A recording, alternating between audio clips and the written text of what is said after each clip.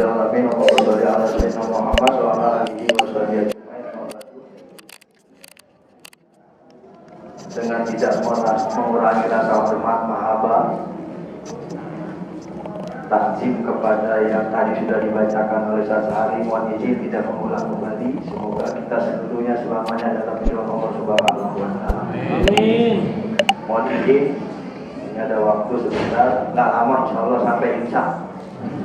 Ya kan jam 9 sampai sebelum insya. Ya. Saya jarang berbahasa basi. Temanya adalah istiqomah.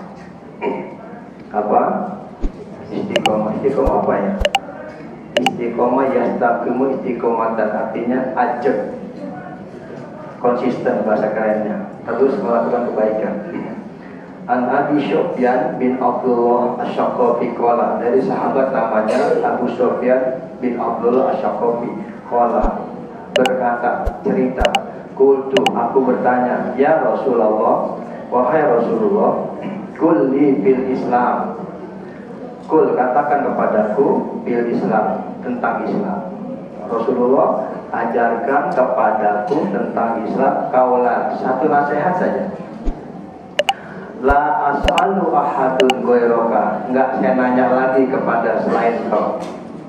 Apa kata Nabi? Qala qul, katakan kepada Muhasyofia, amantu billah, aku beriman kepada Allah, tsumastaqim, kemudian istiqomah. Saya mau mengambil sebuah kisah, kitabnya namanya An-Nawadir, tentang keistimewaan istiqomah. Ini panjang ya kalau tapi saya coba singkat saja. Ruqyah dihikayatkan, anna imro'atan kana laha zaujun munafikun.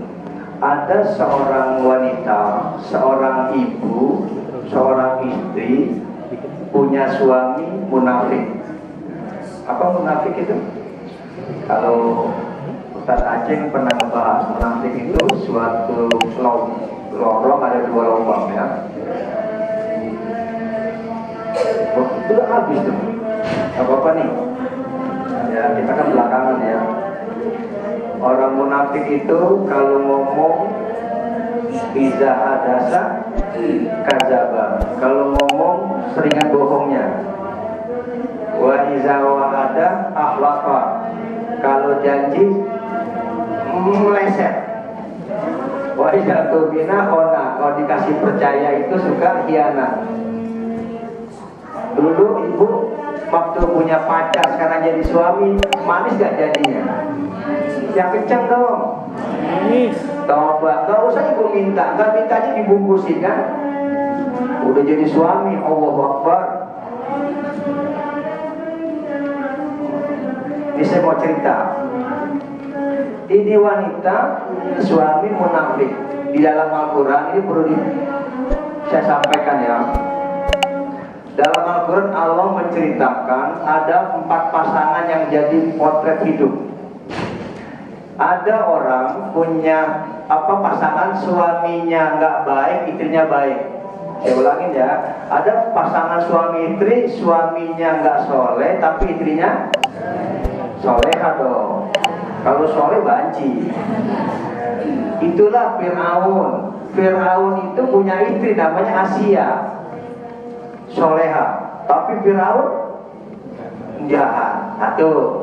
Yang kedua, dibalik sekarang, istrinya nggak taat, suaminya tadi kan istrinya. Siapa itu? Nabi Ayub. Nabi Ayub itu sabar benar, istrinya. Jadi ada ustaz yang istrinya juga galak. Saya mau enggak lah. Saya mah sayang mayang deh. Jadi ada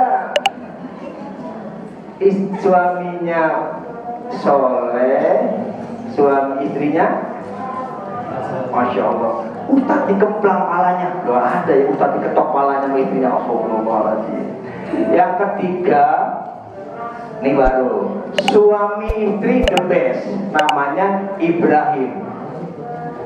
Nabi Ibrahim, suami Ibrahim itu sangat soleh. Istrinya cari pasangan tuh yang gitu tuh. Ada nggak seorang istri yang nyuruh suaminya kawin lagi? Ada nggak? Cuma ada Sarah namanya. Karena sampai 82 tahun tidak punya anak, dia bilang, Bang Ibrahim nikah lagi dah. Oh iya, nggak percaya Bu Haji Yodo nih, ya. Saking baiknya. Tapi Nabi Ibrahim bilang ini, mau alim, nggak mau, ini baru. Istrinya suruh kawin lagi, suaminya. Kalau kita, wah, kata Pak Asep nggak disuruh aja saya nyari, tuh ya. Ini suami istri keren. Yang keempat ini bahaya. Istrinya jahat, suaminya Abu Lahab namanya. Ada kan di dunia yang begini pasangannya. Saya mau cerita sekarang. Ini ada istrinya soleha, suaminya jahat. Wa kana taqulu ala kulli syai'in min qauli af'ali bismillah. Ini aja yang saya maksud. Ini wanita ini setiap beraktivitas tidak pernah lepas baca ya. Nyalain saklar, bismillahirrahmanirrahim. Matiin saklar, bismillah. Nyalain kompor, matiin kompor. Masuk WC, nah pinter-pinter jangan bismillah. Pokoknya semua kebaikan dilakukan dengan bismillah. Ngapain aja, tapi istiqomah. Faqala zawjuha la'ab alana. Suaminya gedek. Suaminya nggak suka istrinya tiap hari baca bismillah. Dia ingin ngerjain istrinya. Ma'ah jalaha bihi pada ilahi syurratun wa qala. Supaya satu saat ini istrinya jadi apa ya namanya, berhenti baca basmalah oleh suaminya, maaf, diambil kotak. Surah itu kotak sunduk, istrinya emas. Ambil kotak isinya emas. Apa kata suaminya? Ihfadha fawadawatha. Hati-hati, ini dalamnya banyak emas di kotak ini. Simpen baik-baik, kata suaminya kepada istrinya. Fawada'at fi mahalihi wa. Maka istrinya ngambil pelan-pelan, dia baca, mari mas, bismillahirrahmanirrahim. Pamahalah diletakkan di dalam lemari. Di dalam lemari yang paling aman. Pak Zoha ditutup rapat-rapat, dikunci, bismillahirrahmanirrahim. Ditutup yang kedua, bismillahirrahmanirrahim. Ketika istrinya tidur, suaminya cari kunci lemari tadi, diambil diem-diem. Wa akhoza sahrota, diambil kotak yang tadi. Wa akhoza mafiha wa romaha bibikrin min dari. Itu kotak yang tadi dicemburin ke sumur yang ada di rumahnya. Dulu kan sumur masih keret tuh. Kalau sekarang nggak mungkin. Diceburin ke sumur kotak yang tadi. Nah, summa tolabaha minha. Setelah itu pura-pura habis makan, bilang, Bu, tolong ambilin kotak yang kemarin saya titip.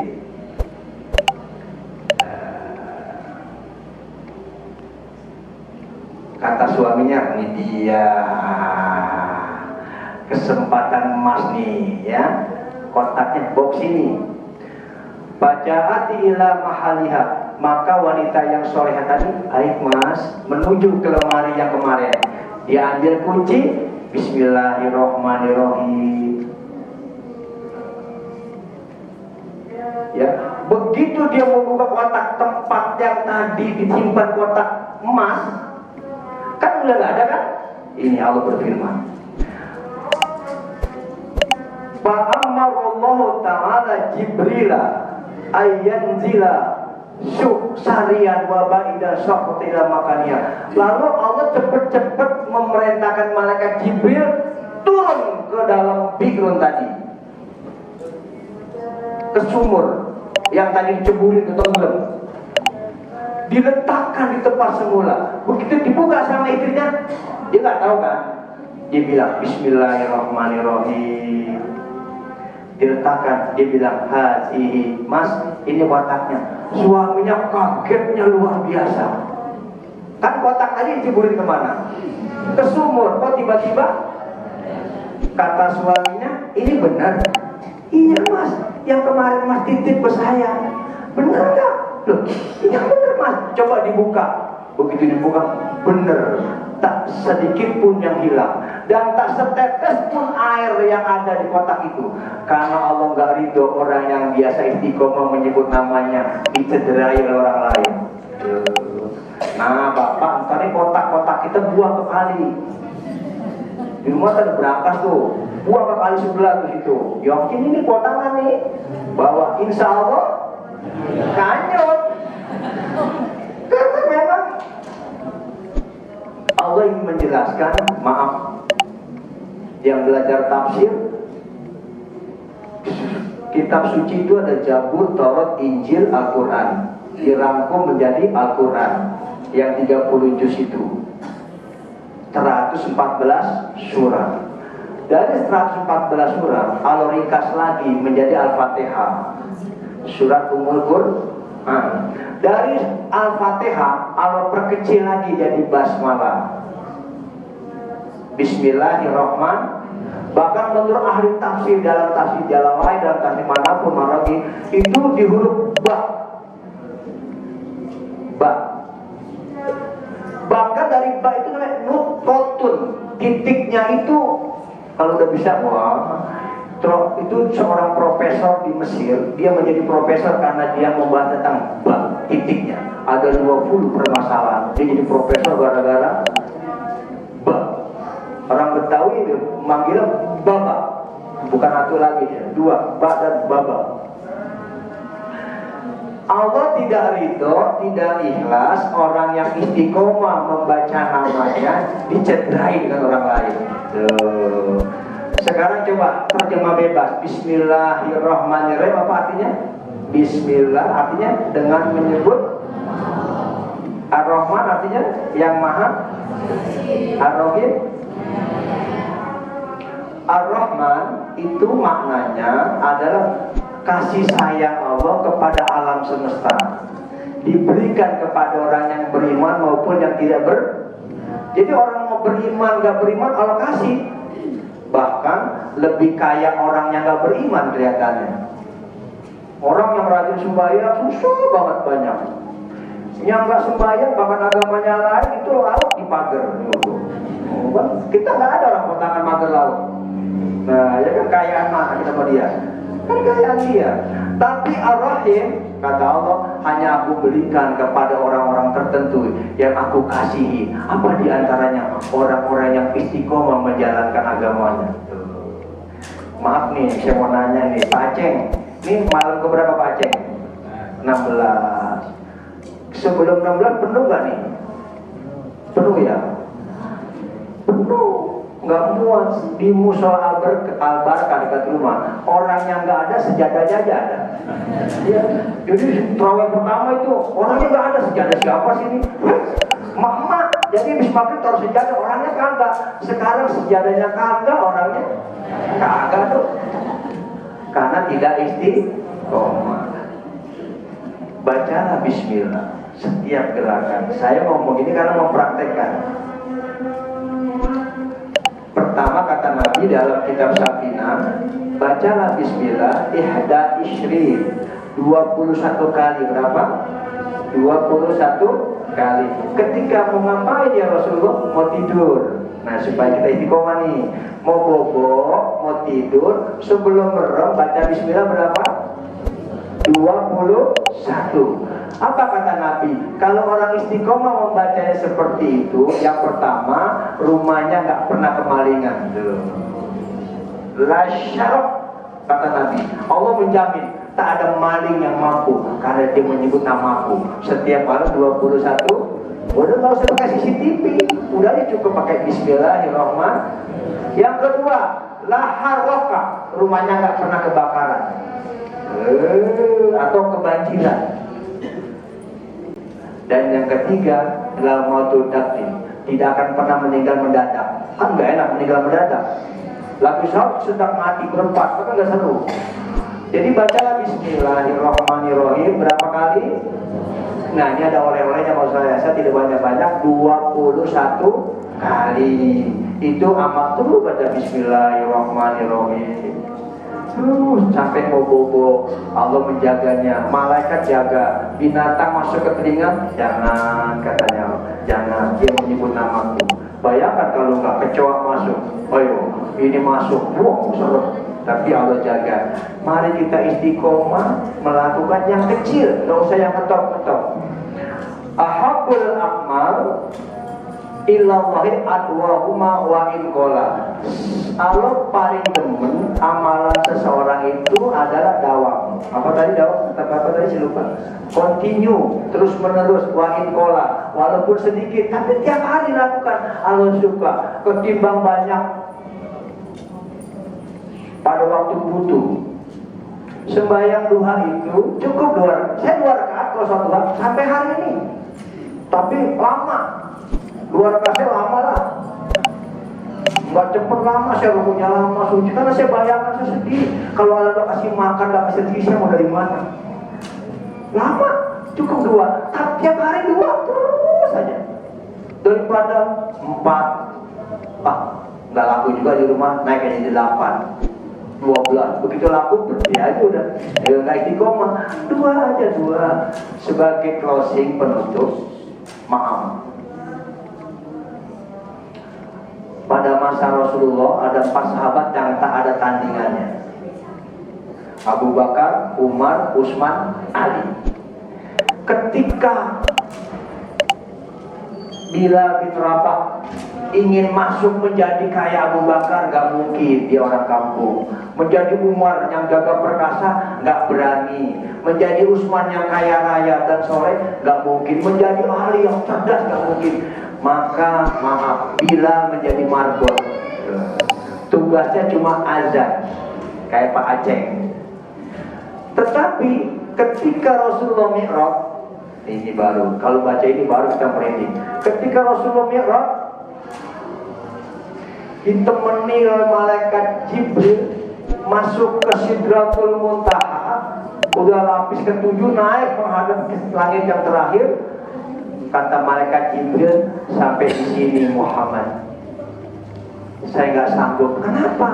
Karena siapapun, benda apapun yang masuk ke Sidratul Muntaha, dia akan hancur sehancur-hancurnya. Karena itu lapisannya nggak akan sanggup. Lihat, perhatikan. Yang menarik, ketika Nabi Muhammad sudah sampai ke sana, kedengeran sendal suaranya Bilal bin Rabah. Suara sendal siapa? Diberitahu adalah suara sendal Bilal. Selesai Mi'raj, Nabi bertanya, Bilal, perbuatan apa yang kau lakukan sehingga suara sendalmu kedengaran di surga? Padahal kamu ada di Mekah, sendalmu sudah di surga. Gak ada ya Rasulullah. Ceritakan kepadaku, amalan apa yang kau lakukan? Karena disuruh Rasulullah cuma satu ya Rasulullah. Aku setelah wudhu, salat wudhu. Setiap habis wudhu, sunnah wudhu. Oh, istiqomah. Sendalnya sampai kedengaran ke surga.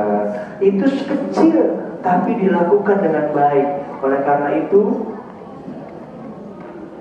saya mengajak mari istiqomah melakukan kebaikan, khususnya bismillah. Karena kurang yakin susah. Coba kalau yakin. Saya berapa kali kendaraan itu mogok di rumah, di jalan, saya ingat kata guru, coba kamu tenang, baca Bismillahirrahmanirrahim, Allahumma barikin. Benar. Siapa yang gerakin kita? Allah Subhanahu wa Ta'ala. Yakinilah kita istiqomah dalam kebaikan. Jangan pernah, khususnya baca bismillah setiap hari melakukan kebaikan. Mau ngepel, mau nyuci, mau gosok, ngambil sesuatu, mau makan, mau minum, pokoknya yang baik-baik. Bacalah Bismillahirrahmanirrahim. Insya Allah kita hidupnya menjadi. Saya mau mengkanter ya. Ini karena ada yang ngirim di grup. Mohon maaf nih, kita ngirim ke grup hati-hati kalau tidak tahu ilmunya. Ada yang ngirim begini, sia-sia ngadain tausiah di Ramadan. Ada kan itu ya kalau nggak salah. Dikirim itu bahaya loh. Saya mau buktikan sekarang. Saya bicara berdasarkan dalil. Imam Ahmad bin Hanbal, maaf saya nambah dikit nih. Imam Ahmad bin Hanbal punya anak, Muhammad bin Hanbal. Dia bilang begini, ayah, itu siapa sih yang nginep semalam di rumah kita? Apa katanya? Itu imam besar, namanya Muhammad bin Idris Asy-Syafi'i. Lahir di Palestina tahun 150. Meninggal tahun 204, 54 tahun umurnya. Apa kata anaknya? Saya nggak percaya ayah. Masa ulama begitu? Maksud kamu apa? Ayah perhatikan semalam. Masa seulama kayak gitu gedenya, makannya banyak. Apa aja dimakan di rumah kita? Yang kedua, dia nggak sembahyang tahajud semalam. Aku perhatiin, mana hebatnya ulama itu. Yang ketiga, ayah, dia sembahyang subuh tidak wudu. Nih, saya ngomongnya tadi ya, saya mau mengkanter. Maka Imam Ahmad bin Hanbal ngadep sama Imam Syafi'i, kan gurunya. Guru, aku takut terjadi fitnah. Anakku berkata semacam ini. Kenapa semalam guru makannya banyak? Apa jawabannya? Ini di kitab beliau ya, Ar-Risalah. Apa katanya? Makanan orang bertakwa itu obat. Kulo tu to'ibin mutakin dawa. Kalau ada orang baik, kita makan di rumahnya obat. Makanya kalau ada guru makan jeruk dibagi sama kita, ambil buru-buru. Karena itu luar biasa. Jadi makanan orang baik itu obat. Kata aku. Yang kedua, maaf, kenapa semalam nggak sembahyang tahajud? Apakah jawabannya Imam Syafi'i? Semalam kita habis diskusi, aku berijtihad berdasarkan Quran, hadis, ijma dan qiyas, menetapkan hukum tentang pembatalan wudu. Perhatikan baik-baik oleh kalian. Belajar itu lebih hebat dari sembahyang sunnah 1000 rakaat. Hebatan mana terawih mata alim? Abdul mana sembahyang terawih sama sholat ba'diyah isya? Ngomong-ngomong, lebih utama mana ba'diyah isya sama terawih? Ba'da isya. Jadi kalau ada orang tadi nggak sembahyang ba'da isya terawih, keliru besar. Ayam dicari, kambingnya hilang. Hebat Imam Syafi'i. Belajar itu lebih afdal dari sembahyang 1000 rakaat. Ada nggak sembahyang 1000 rakaat? Nggak ada. Yang terakhir guru maaf nanya, kenapa guru kok sembahyang subuh nggak wudu? Apa jawabannya? Aku belum baca dari isya sampai subuh.